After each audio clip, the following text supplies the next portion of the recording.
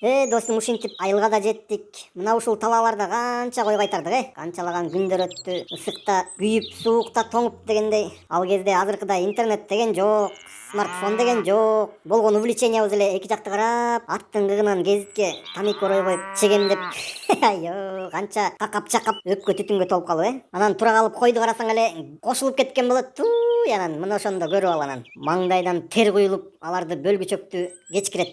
Айтпа билейин. Бирөөнүн кою туулуп салса мына ошондо азап болчу да. Өзгөчө. Кыштын суугунда талаада от жагып, козуну кургатып, аны эмизип, анан ээсине жеткирип берип, анан отуңду өчүрбөй кетип калып, кайра келсең талаанын баары өрттөнүп кеткен болот. Анан айылдын эли сен ушундай сөгөттөйсүң. Ойо.